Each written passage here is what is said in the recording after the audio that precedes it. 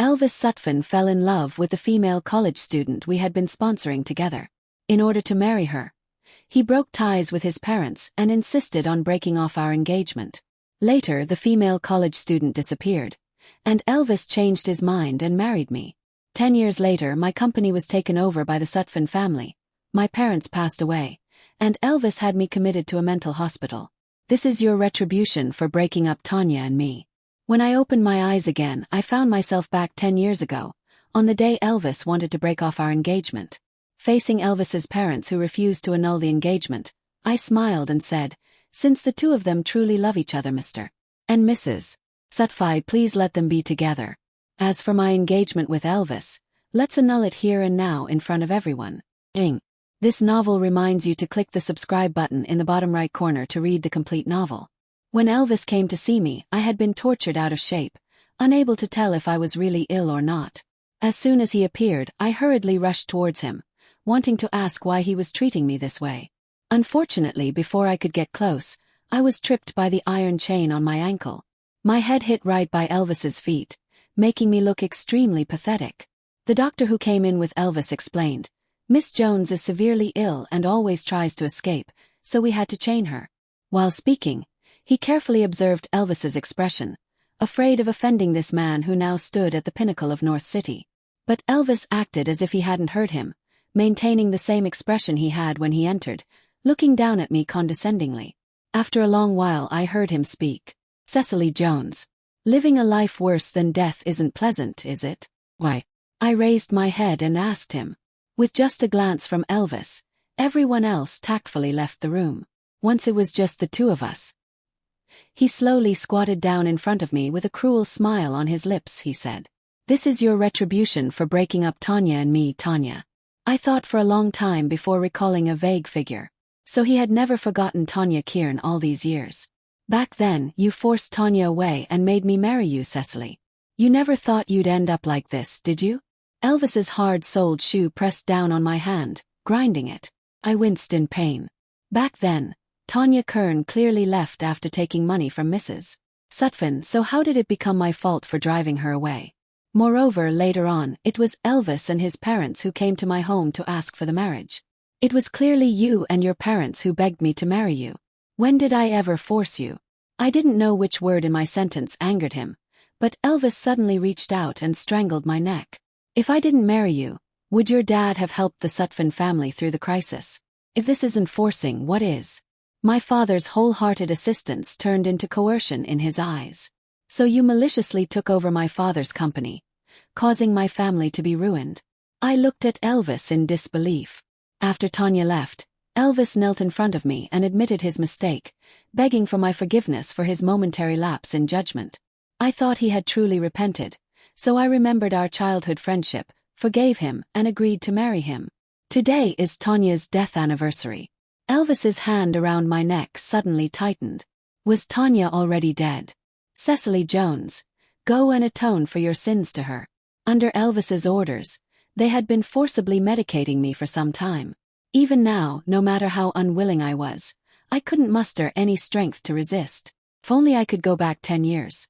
I thought this as I lost consciousness. The moment I saw Elvis rash in with Tanya, I realized that I had been reborn. In my previous life he did the same thing. At Mr. Sutphin's birthday banquet, without caring about anyone's face, he directly brought Tanya in front of me. He said, "Cecily Jones, Tanya and I are truly in love, so I want to break off my engagement with you." I hadn't recovered from the shock of my rebirth, and could only stare blankly at Elvis Sutphin's determined face. It was Mrs. Sutphin, who was standing next to me, that pulled me back. She frowned and stood between me and Elvis, speaking sternly. "Today is your father's birthday banquet. What nonsense are you causing in front of so many guests?" "I want to break off my engagement with Cecily." The large banquet hall suddenly became silent, and everyone was staring at Elvis. Everything was exactly the same as in my previous life. My parents gave the Sutphin family one last bit of dignity by not causing a scene and instead asked Elvis, "Elvis, do you know what you're saying?" Elvis turned to look at Tanya, who was cowering beside him, and said solemnly, "Mr. Jones, I don't love Cecily. I want to break off my engagement with her." As soon as he finished speaking, Mr. Sutphin rushed over and slapped Elvis across the face. "You ungrateful brat, if you keep talking nonsense, I'll beat you to death right here." No one dared to intervene. Seeing that Mr. Sutphin was about to strike again, my father stopped him. "Mr. Sutphin." My father glanced at me and continued. "Since your son is unwilling, let's forget about it. A forced melon is not sweet, and our Cecily is not unmarriageable. This engagement. In my previous life, my parents were not satisfied with this marriage. It was only because my grandfather had arranged it and they thought I liked Elvis that they didn't say anything. Now, with the Sutphin family publicly proposing to break off the engagement, they were naturally more than willing. But Elvis's parents disagreed. This is a marriage arranged by our parents. Elvis's nonsense cannot be taken seriously." Mrs. Sutphin knew that my parents had always looked down on Elvis, so she turned to persuade me. "Cecily, you and Elvis have been together for so many years. You can't just end it like this. Don't worry. Leave this matter to me. I will definitely give you an explanation." Indeed, in my previous life it was Mrs. Sutphin who stepped in, using threats and bribes, and eventually gave Tanya $2 million to make her leave Y City. But 10 years later, Elvis blamed me and my parents for not being able to be with Tanya. Thinking of the resentment from my previous life, I lowered my eyes and brushed off Mrs. Sutphin's hand. "Mrs. Sutphin, since Elvis says they are truly in love, you should let them be together.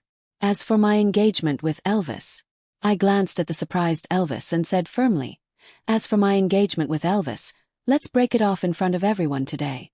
The voice was not loud, but everyone present heard it clearly. Mrs. Sutphin wanted to persuade me, but my mother stopped her. "Since your son wants to break off the engagement and our Cecily agrees, then it's settled." After saying that, they took me away. On the way, my parents said many comforting words to me. Looking at my parents, whom I hadn't seen for a long time, my nose tingled and I couldn't help but cry. My father, just like when I was a child, held me in his arms. Don't cry, don't cry. Our Cecily should always be happy. It's just a man. Dad will find you a better one in the future." They all thought I was sad because of Elvis. Only I knew that I was grateful that heaven favored me and gave me a chance to be reborn, allowing me to see my parents again. As soon as we got home, my father mysteriously went into the study. Passing by the study, I heard him talking on the phone, seemingly mentioning me. Even though I was reborn, I still had the same nightmares from my previous life. Early in the morning, I woke up from a nightmare. When I came out of my bedroom, I heard the doorbell ringing. Opening the door, a familiar yet strange man stood outside. Even though his almost perfect face was still familiar, his aura was completely different from when he was 18. "Uncle Garrett," I said in surprise. Garrett Black was also stunned for a long time when he saw me. Hearing me call him, he smiled slightly. "Why have you become so obedient? You never used to call me that before." Garrett Black was called to the study by my dad. When my mom asked me to bring some fruit, I overheard him saying, "I arrived around 4 in the morning. The old house wasn't ready, so I came straight here. I knew you wake up early, so I dared to disturb you. I just didn't expect it would be Cecily who opened the door." My dad frowned, looking somewhat displeased. "You waited outside for more than 3 hours. Why didn't you knock? We have guest rooms." Seeing me standing outside the door, my dad suddenly stopped talking. "This is Garrett Black, your grandpa's best friend's youngest son. Do you remember him?" he asked me. Seeing me nod, my dad's smile suddenly turned meaningful. "Good that you remember." Breakfast was prepared by the housemaid. At the dining table, my parents kept asking Garrett how he had been living abroad these years. With my elder brother and elder sister around, you know my brother's temper. Garrett smiled helplessly, composed and elegant. I had no impression of Garrett's elder brother. After his father passed away, almost everyone in the Black family went abroad. Only Garrett insisted on staying in North City to finish high school. But his father had him in his later years, and his family doted on Garrett, especially his elder brother and elder sister. So over the years, Garrett should have lived well abroad. Just as my dad was about to ask something else, the maid came in and said there were guests. "It's the Sutphin couple with their son." As soon as the maid finished speaking, Mrs. Sutphin had already come in. "Cecily, it was Elvis's fault yesterday. We brought him to apologize to you." My parents' friendly demeanor from earlier when facing Garrett turned stern and they told them to leave. "This matter is over. No need for apologies." Mrs. Sutphin walked over to me. They've been in love for so many years. How can it just end like this? Cecily, I knows you genuinely like Elvis. Look. Before she could finish, Elvis, who had followed in, saw Garrett and suddenly asked me, why is he back? Everyone's eyes turned to Garrett simultaneously. My dad coughed twice, displeased. Garrett is a guest of our family. He glanced at Elvis, then turned to look at Mr. Sutphin. Mr. Sutphin, it was your Elvis who publicly broke off the engagement. We made everything clear in front of everyone yesterday. Words once spoken cannot be taken back. This engagement is void. I think there's no need for apologies. We have guests. Please leave. My dad's firm attitude and harsh words left Elvis's parents in an awkward position. The atmosphere became tense and awkward. I just got back and have some things to deal with. I'll visit another day. Garrett looked at his watch, then stood up and said to my dad, in my memory he was always like this. Despite being pampered growing up, Garrett never showed any signs of arrogance. Instead, he was more well-mannered and knew when to advance and retreat. Given the current situation at my house, it was indeed inappropriate for him to stay. My dad went to see Garrett out, and Elvis looked at me with a complex expression. His tone somewhat harsh. We just broke off the engagement yesterday and Garrett is back today. Quick move. This remark made me recall events from long ago. I always felt that before Tanya appeared, Elvis might have loved me. He used to get jealous when other boys were around me. When I said I wanted to eat wontons at night, he would search all over North City for them. But all those past events are now bygones, and now Tanya has replaced me as the person Elvis cares about most. Mrs. Sutphin, you should go back. Elvis has found his true love, and I genuinely wish him well. I ignored Elvis, pulling my hand out of Mrs. Sutphin's grasp. Just as I was about to turn and go upstairs, I heard Elvis shout behind me. Cecily, do you think I came to beg you today? Do you think I wanted to come? Besides having a good background and good parents, what else do you have over Tanya? I frowned and turned around, not understanding why he suddenly said these things. Before I could speak, Mr. Sutphin's slap had already landed on Elvis's face. Did you forget what you promised your mom and me before coming here? You all heard it. Cecily has made up her mind to sever ties with our family. Elvis shouted, holding his neck stiffly. If that's the case, why do you still force me to beg her? Why not let me marry Tanya? Besides her background, what does Tanya lack compared to Cecily? Watching Elvis make a fool of himself, I suddenly started to laugh. I curved my lips. Yes, Mr. and Mrs. Sutphin, they truly love each other. You should just let them be together. In my past life, Elvis blamed me for standing in the way, preventing him and Tanya from having a good ending. In this life, I want to see if without me, they can truly live happily ever after. My words undoubtedly added fuel to the fire. Not only did Mr. Sutphin want to hit him in front of everyone, but even Mrs. Sutphin started scolding him. At this moment, a figure suddenly rushed in from outside. The housemaid tried to stop her but failed. I recognized her as Tanya Kern. She came up and shielded Elvis. Mr. and Mrs. Sutphin, it's all my fault. If you want to hit someone, hit me. It's my foolishness for loving Elvis. I'm sorry, it's all my fault. Then she turned to me. Miss Jones, please forgive me. Elvis did nothing wrong. It's all my fault. I couldn't control my heart. I coldly watched Tanya pretending to be pitiful in front of me, saying nothing. This farce became more and more ridiculous, and my mom couldn't stand it any longer. She directly called the security from the community to come and expel them. The affair between Elvis and me had become the talk of North City. There were plenty of people gossiping behind our backs. Even at a press conference, the way people looked at me was different. It wasn't until Elvis showed up at the press conference with Tanya that the attention shifted slightly. Out of the corner of my eye, I saw staff leading the two of them towards me. I glanced up at the seating arrangement made by the organizers. Indeed, Elvis's seat was in the same row as mine, with only one seat in between. This row was at the front, considered the main seats of the press conference. After Elvis sat down, Tanya also prepared to sit beside him. I raised an eyebrow and smiled, saying nothing. Sure enough, the next moment, a staff member stopped her. Miss, this is the main seat area. Please go to the guest seats in the back. The staff member's voice wasn't loud, but it was enough for those of us sitting nearby to hear. When Elvis and Tanya came over, Everyone's eyes were already on them. Now, with this happening, people were even more interested in watching the drama unfold. Tanya stood awkwardly, feeling at a loss under everyone's gaze, quickly explaining for herself. "I came with Elvis," the staff member politely said. "Mr. Sutphin didn't inform us in advance that he would bring someone over. All the seats in this row are taken. Please go to the back and find a seat." Tanya still didn't move, clutching the hem of her dress and looking at Elvis. In the dim light, you could still see the sparkle at the corners of Tanya's eyes, not sure if it was decoration or tears from being scared. Elvis stood beside her, comforting her in a low voice, seemingly asking her to sit at the back first. It's my first time at such an occasion. I'm scared without you by my side." Tanya glanced at me, her voice trembling as she spoke. "Then sit here." Elvis had already softened, pulling Tanya to sit down. The staff member spoke again. "Mr. Sutphin, this seat is already taken.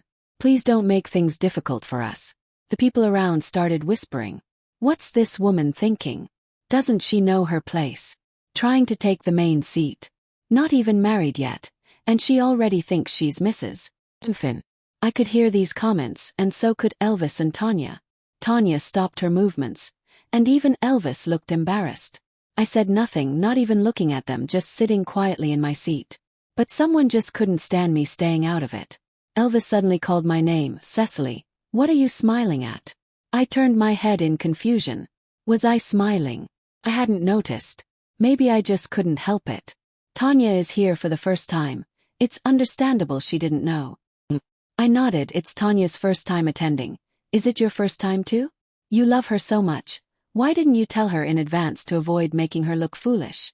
Elvis's face grew darker, and just as he was about to say something, the lights in the venue suddenly brightened. There was a commotion at the entrance, and everyone looked over, including me. The person entering was Garrett, dressed in a refined and proper suit, looking completely different from when he appeared at my doorstep the other day. Seeing him walk over, many of North City's elites approached him to chat. Even though the Black family's main business had moved abroad, they still held a unique status in North City. Garrett maintained a polite but distant smile. In a moment when he raised his eyes, our gazes met. I was slightly stunned, then smiled politely and pretended nothing had happened, looking away. Elvis and Tanya were still standing there. The staff member spoke again. "Mr. Sutphin, please have this lady go to the back and find a seat." As he spoke, Garrett had already approached. He glanced at Elvis and Tanya standing there. Then he walked straight to me, extending his hand. "Cecily, long time no see." I assumed he was treating me specially out of respect for my father. The staff member was still urging Tanya to leave. When I turned to look, Elvis was staring blankly at the hands clasped together between Garrett and me. Someone joked, "Elvis, if you don't want to make her uncomfortable, just accompany her to the guest seats in the back." Unexpectedly, Elvis really took her to the back. I sneered inwardly. He truly liked Tanya. But moving from the main seat to the guest seat was simple.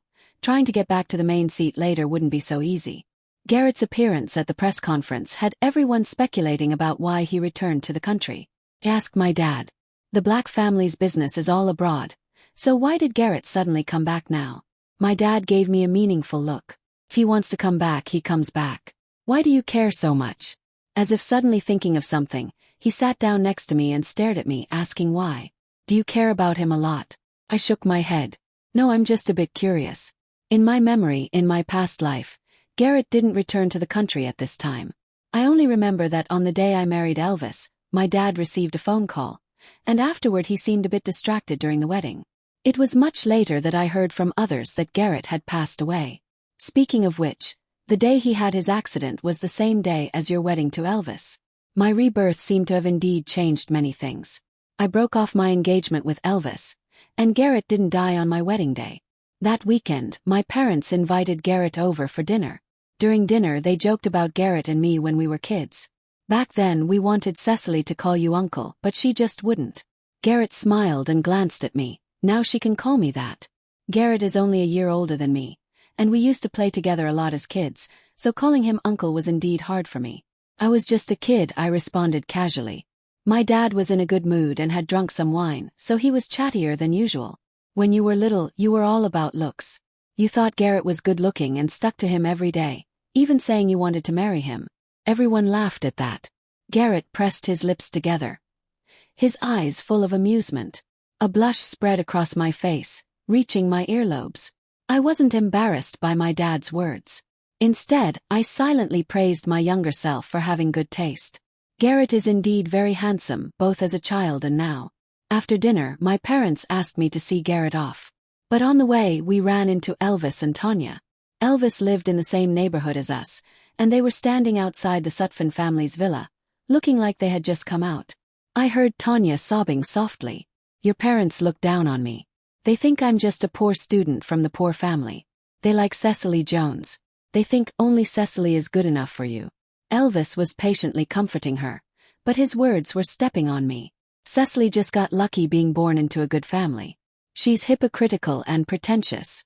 Besides her family background, she's got nothing on you. Tanya's mood seemed to improve. Really? But everyone says Cecily is prettier than me. I don't think so. Cecily's looks are just average. To me, you're the prettier one. Unconsciously, Garrett and I had stopped standing there listening to Elvis and Tanya belittling me. We weren't far from Elvis. He soon noticed me. Cecily. Elvis looked at me, then at Garrett standing beside me. So late. What are you two doing together? With Garrett there, I didn't want to argue with Elvis in front of him. When I reached out to pull Garrett away, he didn't move. I thought Mr. Sutphin had poor eyesight and couldn't see us. This was the first time I heard Garrett speak to someone in such an unfriendly tone. He glanced at me, then at Tanya. If you have eye problems, go see a doctor, Elvis. With that, he bent down, took my hand, and walked past Elvis and Tanya. After we had walked a bit, I heard Tanya crying again. Elvis was still comforting her, but his tone was slightly irritated. We walked a bit further before Garrett let go of my hand. Sorry, I knew he was apologizing for holding my hand earlier. It's okay. I waved it off nonchalantly. It was a month later when we found out Tanya was pregnant. That woman even has a child now. Shouldn't the Sutphin family let her in? I think it will happen soon. The two people talking were female companions brought by Garrett's friends. At this time, I was sitting on the sofa in the club, half-heartedly listening to their conversation. Only I knew that the Sutphin family's financial problems were gradually becoming apparent, and there was no way Elvis's parents would let Tanya in. They were still counting on my Jones family to help them out. When Garrett placed a dessert in front of me, a few people at the poker table behind us let out a burst of ambiguous laughter. Garrett, we've been waiting for you, and you were just getting dessert from Miss Jones? Don't I have any waiters here? These people included some rich kids who had just returned to the country and some old acquaintances of Garrett in North City. While they chatted, I ate the dessert Garrett had brought me, but my ears were always attuned to their conversation. Hearing them mention the Sutphin family, I couldn't help but smile. I thought it was worth my effort to get close to Garrett, to show him goodwill, and let him bring me into this circle. The Sutphin family somehow got the news and has already contacted people from my company. Hearing this, I put down my spoon. Garrett, who had been chatting with them, immediately looked up at me. Seeing the dessert barely touched, he asked me, "Don't like it?" I shook my head. "I'm cutting back on sugar lately." He nodded and had someone take it away. His friends were calling him over to play cards, but Garrett didn't go immediately. Instead, he turned to me and asked, "Wanna play cards?" I looked into his eyes, pretending to hesitate for a moment. "I don't know how." "No problem. I'll teach you." Garrett led me to the card table and sat down. "If you lose, it's on me. If you win, it's yours." As soon as he finished speaking, those people started laughing again. "All on Garrett. Then let's play big." Garrett seemed to be waiting for this remark, and he looked up at the speaker. "How about we bet on the deal between your family and the Sutphin family?" He smiled nonchalantly, but his light words left the people at the table a bit shocked. "If we win, the Sutphin family's deal goes to the Jones family. If I lose, I'll give you the project I mentioned a few days ago." Jesus. The person opposite me stared at Garrett in disbelief. "The Sutphin family deal is only a few million, but your project is worth over $1 billion. Hearing this, I was also stunned. But Garrett still had an indifferent expression. He smiled and asked the other party bet or not. The other party glanced at me. If Garrett dares to use $1 billion project to make a beauty smile, what's the Sutphin family's deal?" Thinking about Garrett's $1 billion project, my hand holding the cards trembled a bit. Garrett seemed to notice and bent down to whisper in my ear. Don't worry, just play. Luckily, we won in the end. I can't believe I lost this. The person across the table threw the cards back on the table. Garrett lowered his eyes to look at me, just smiled without speaking. His expression still very calm. I, however, breathed a sigh of relief. When the Sutphin family's deal was mentioned again, I smiled and spoke up. Don't worry, the Sutphin family's promise is the same as the Jones family's. We won't let you lose out on this deal. As I left the club, I saw Elvis staggering out of the hotel next door. I happened to know the person coming out with him. He was a manager from the company of the man who had been sitting opposite me earlier. Elvis was all smiles and personally saw the manager off to his car. When he turned around, he saw me and froze for a moment. Tanya, who was standing beside Elvis, noticed his reaction and looked over as well. She whispered something in Elvis's ear, and the two of them left together. The Sutphin family is bound to be ruined by Elvis Sutphin, someone scoffed. Taking a pregnant woman along for business talks. What a lack of propriety. You don't know. Nowadays, that young master of the Sutphin family takes that woman with him everywhere. After they left, I heard the remaining people sneer. The next morning, on my way to the company, I received a call from Elvis. Cecily, did you do it on purpose? I curved my lips into a smile. Isn't this how business works?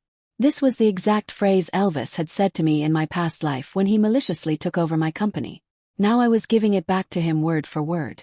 You're targeting me and the Sutphin family just because I broke off our engagement. I'm really glad I broke off the engagement with you back then. The thought of spending my life with someone like you makes me sick, Elvis said. His tone a bit frantic. Is that so?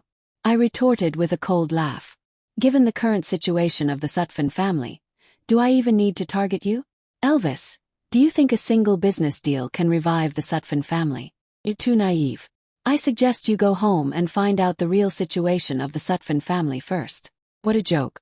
If a single business deal could save the Sutphin family, then in my past life, Elvis's parents wouldn't have desperately forced him to marry me.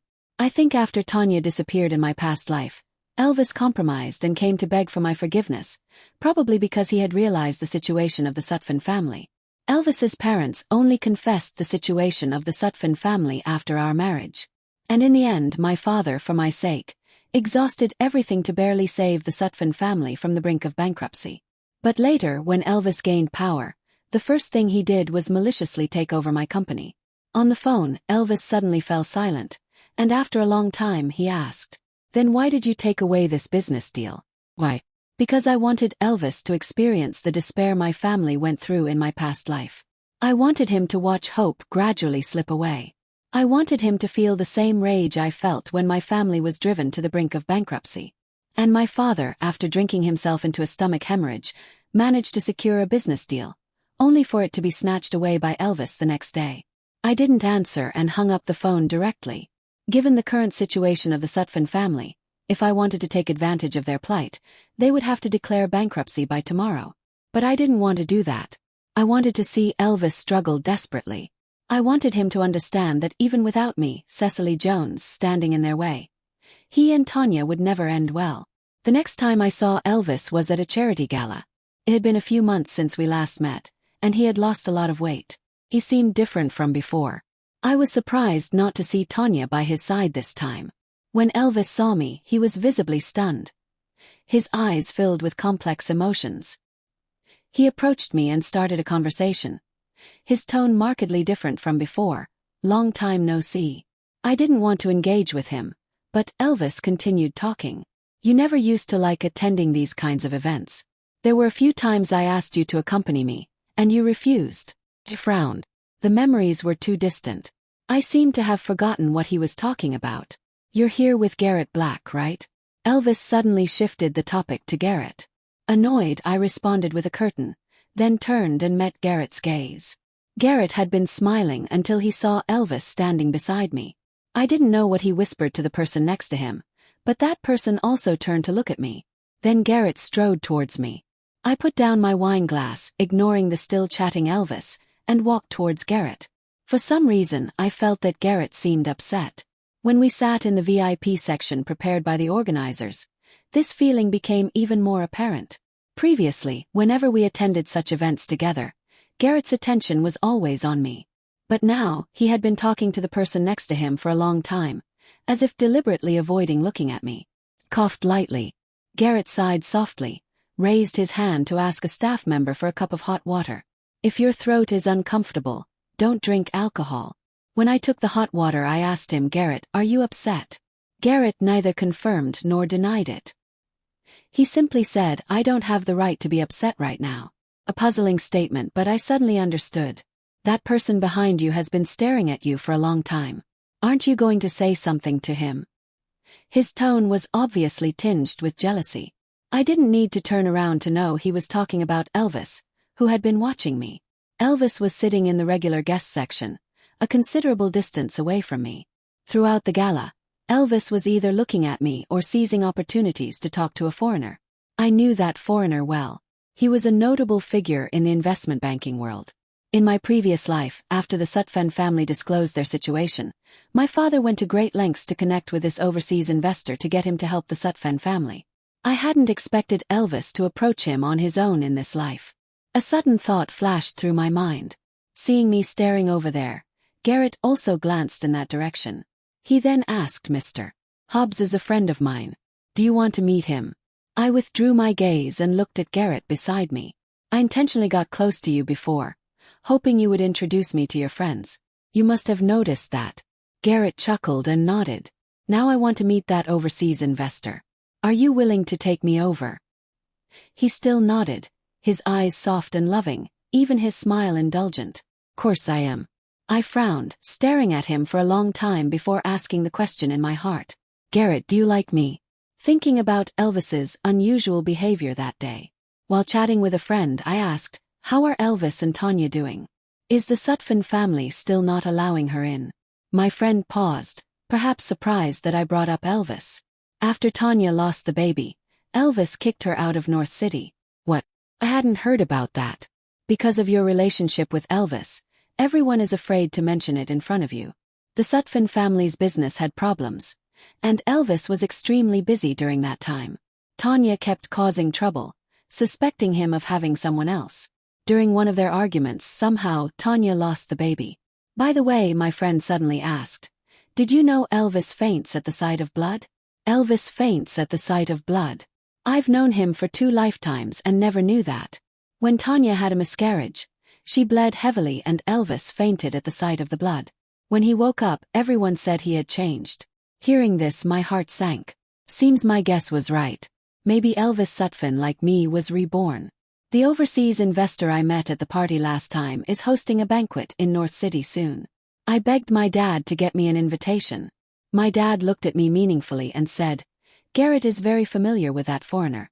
Why don't you just ask him to take you? I don't want to bother him.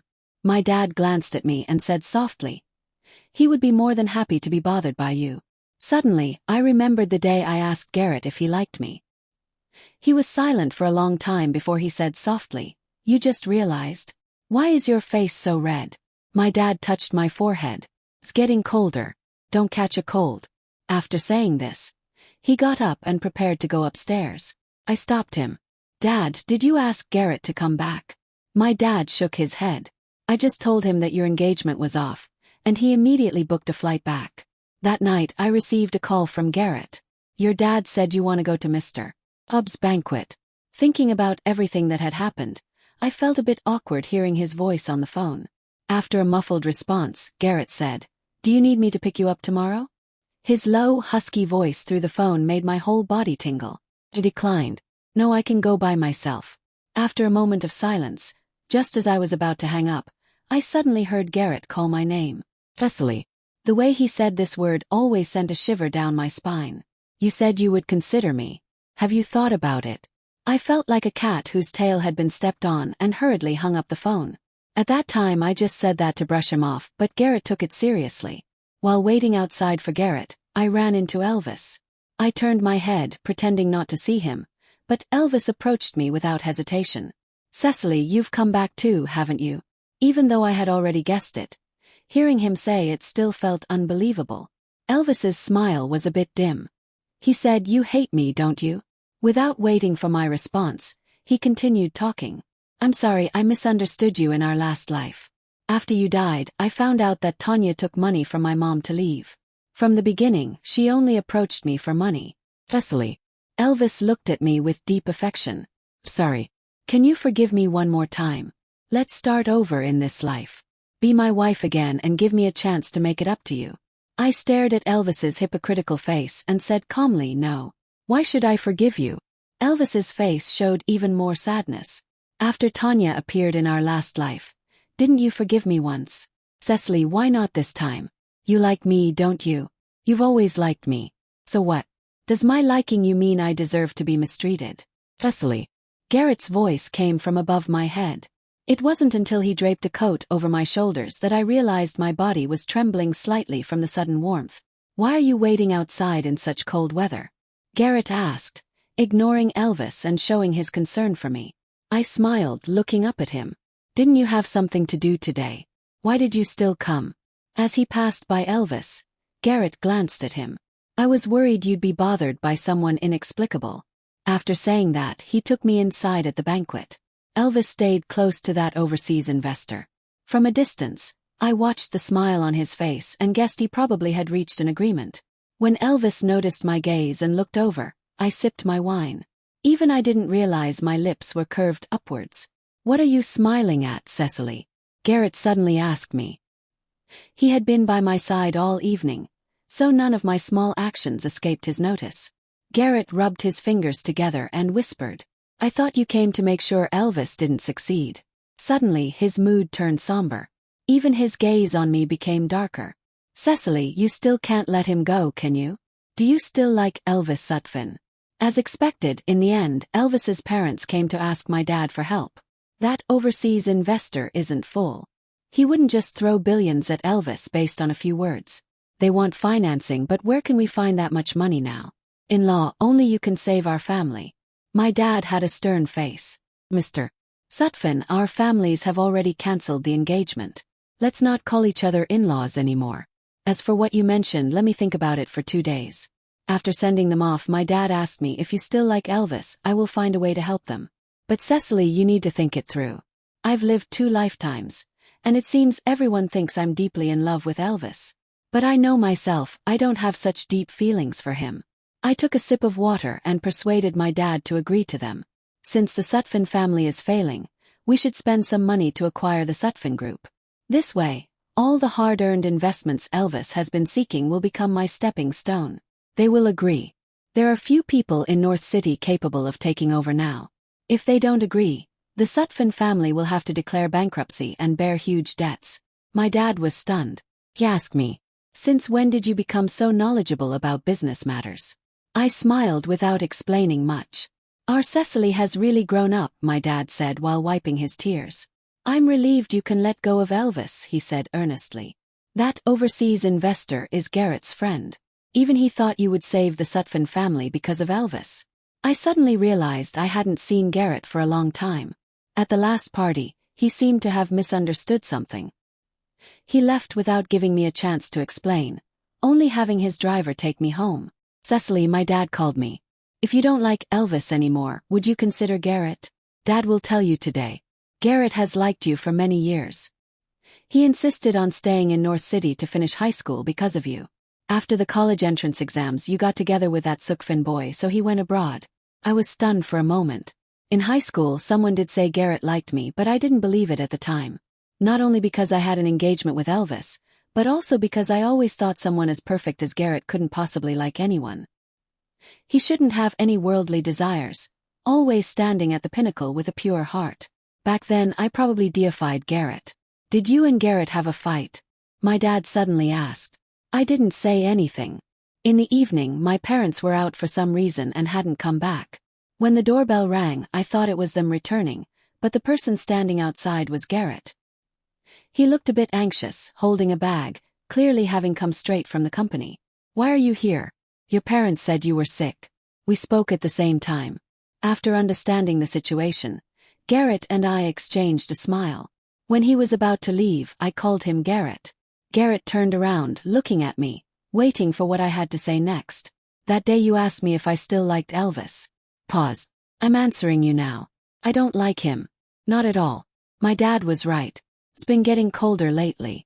So when Garrett suddenly rushed over to hug me, I found his embrace so warm. Why, explain to me?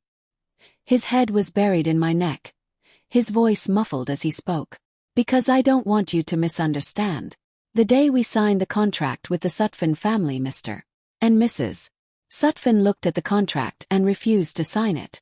Elvis stared at me in silence for a long time before finally signing the contract. As he handed me the signed contract, he asked, after signing the contract, "Can we put our past behind us?" Only he and I knew he was referring to what he did to me and my family in our previous lives. Elvis believed that since he maliciously annexed my company in our past life, and I took advantage of the situation to acquire his family's company in this life, we were now even. I smiled and put away the contract without answering. As I was about to leave, Elvis stopped me. "Cecily, I was really wrong. Will you give me another chance? Wait for me to make a comeback and we can get engaged again." Before he could finish, Garrett had already walked in. Garrett greeted my father with a smile and then said, "I'm here to take Cecily to try on the dress." My father nodded quickly and let us go about our business. As we reached the door, I heard my father say to Mr. Sutphin, "Our Cecily is getting engaged to Garrett. We hope you can come to the engagement party." Upon hearing this, Elvis suddenly went crazy and rushed out to stop Garrett and me. "Cecily, you can't get engaged to him. What right does he have to marry you?" I said, "Because he is a good match for me. Elvis, after today, you won't even have the right to appear in front of me anymore." When I saw the trending news about Elvis, Garrett and I were still at our engagement party. #Tanya Kieran's body found. #Police have evidence of Elvis Sutphin's murder. #Elvis Sutphin arrested and imprisoned. After knowing that Elvis had been reborn, I guess he wouldn't let Tanya go. So I had been secretly searching for her whereabouts. "What are you doing here?" Garrett found me outside the villa. He glanced at my high heels. "Are you tired?" I shook my head. "It's too stuffy inside. Came out for some fresh air." But Garrett still held my waist and lifted me to sit on the handrail of the corridor. "Wait here for me." When he came back, Garrett had a box in his hand. As I was guessing what was inside, he had already opened it in front of me. Inside was a pair of exquisitely crafted leather shoes. Garrett bent down to put them on me. The shoes were soft leather, very fitting and comfortable. "When did you buy them?" I asked him. Garrett smiled, his tone very light. "I thought they would look great on you when I saw them, so I bought them." His gaze lingered on my feet, but his smile deepened. "After all these years, I finally have the chance to put them on you myself." Later, when I went abroad with Garrett to sort out his things, I realized he was telling the truth. In his villa, apart from a bedroom and a study, every other room was filled with things he had bought for me over the years. There were precious jewels, exquisite dresses, high heels, and many expired lipsticks. "Why didn't you send them to me?" I asked him when I saw those things. Garrett smiled and took out a gemstone necklace from the display cabinet, putting it on me himself. "Back then I thought you liked someone else." His voice was a bit hoarse, so I didn't dare to disturb you. It was clear Garrett was trying hard to conceal his sadness. I stepped forward and hugged his waist. "Mr. Black, please feel free to disturb me more in the future." Garrett pulled me into his arms. I heard his clear voice in my ear with a hint of a smile. He replied, "All right,